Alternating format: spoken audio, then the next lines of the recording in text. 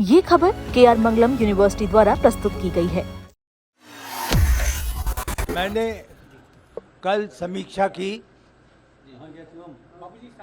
निर्माण कार्य में मुख्य रूप से 2 कार्य अभी पूरे किए जाने हैं। एक जो कि पुराना मंदिर था जिसका स्मारक है, उसे हम लोग पूरा करेंगे। उसमें केवल जो ज्वाला 24 घंटे होनी चाहिए उसकी व्यवस्था बाकी है, बाकी सब निर्माण हो चुका है। आप दूसरा एक पुणे स्मारक है जो कि अब अपनी लगभग उसको आप यह मान करके चलें कि जुलाई के अंत तक पूरा हो जाएगा। वह मंदिर निर्माण से संबंधित कार्य में अंतिम कार्य है।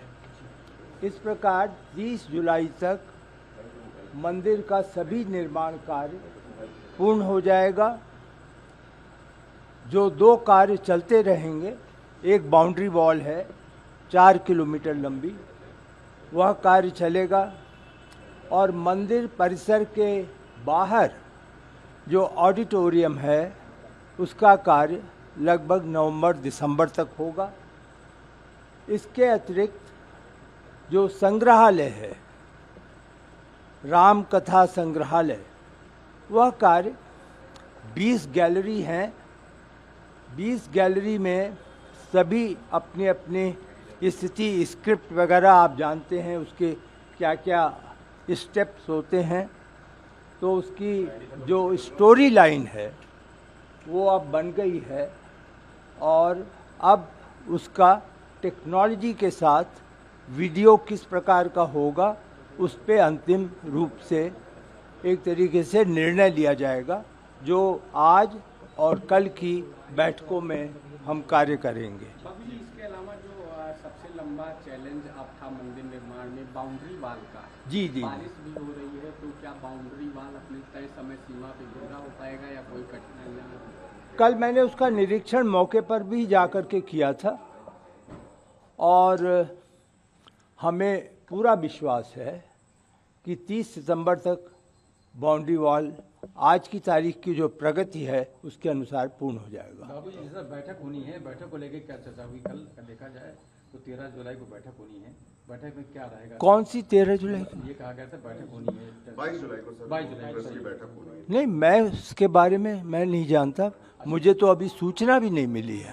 कल आप मंदिर परिसर में काफी समय तक रहे, जी, आपने जी। बाकी चीजों का भी मुआयना किया, तो व्यवस्था कितनी बदली है, क्या बेहतर? नहीं, मेरी व्यवस्था का मुआयना मैंने बिल्कुल नहीं किया, वो मेरे कार्य क्षेत्र के बाहर है।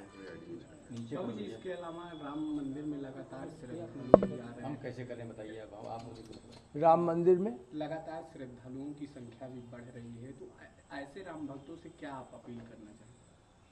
देखिए, राम भक्तों से अपील क्या, वो अपनी श्रद्धा के अनुसार भगवान राम लला का दर्शन करने आते हैं। आपको मालूम है कि यह स्थान रामलला का दर्शन अपने में विश्व में अनोखा है।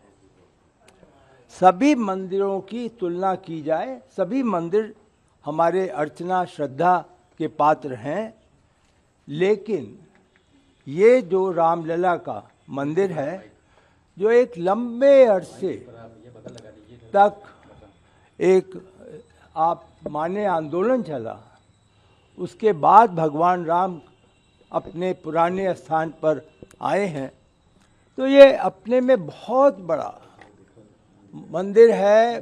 श्रद्धालुओं की संख्या भी इसमें कभी कम नहीं होगी। आप विश्वास माने, हर सनातन धर्म का व्यक्ति इस स्थान में एक बार अवश्य आना चाहेगा। चढ़ावा चोरी की सर जो बातें जब निकल करके आई है राम मंदिर से, आप उसको आप किस नजरिए से सर देखते? नहीं, मैं उसको पूरी तरीके से चढ़ावा चोरी अपने में, आप जानते हैं हमारे कोषाध्यक्ष महोदय जो स्वामी गोविंद देव गिरी जी हैं, उन्होंने भी आप सभी से वार्ता की और बताया कि यह अपने में एक तरीके का कलंक है। एक तरीके से राम मंदिर में यह घटना घट गई, इसका हम सभी को एक खेद ही नहीं, एक तरीके से हम सभी उससे छोटापन महसूस कर रहे हैं। तो यह व्यवस्था का एक प्रश्न है, व्यवस्था में सुधार होगा, मुझे पूरा विश्वास है, और इस प्रकार की घटनाएं दोहराई नहीं जाएंगी। जिन 8 लोगों की सर गिरफ्तारी हुई है, आपको लगता है कि इन्वेस्टिगेशन का दायरा इसके बारे में मैं कोई भी किसी प्रकार की टिप्पणी नहीं करूंगा। ट्रस्टी भी मौजूद रहेंगे? नहीं, ये तो निर्माण समिति की बैठक है।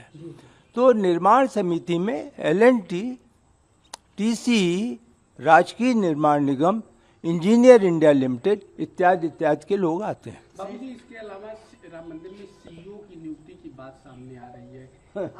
इसकी काफी चर्चा है, 3 सदस्यीय कमेटी भी गठित हुई है। हाँ, तो सबसे वो तो पहले होगी। आपकी ये रिकमेंडेशन एक तरीके से कहा भी था कि इस तरह नहीं, मेरा कोई भी इसमें किसी प्रकार की संस्कृति का प्रश्न नहीं है। ये तो एक उच्चतम स्तर की समिति बनाई गई है, उसमें आपको मालूम है न्यायाधीश उसके अध्यक्ष हैं संभवतः, वह अपना निर्णय संस्तुति सीधे ट्रस्ट को देगी और ट्रस्ट विचार करेगा।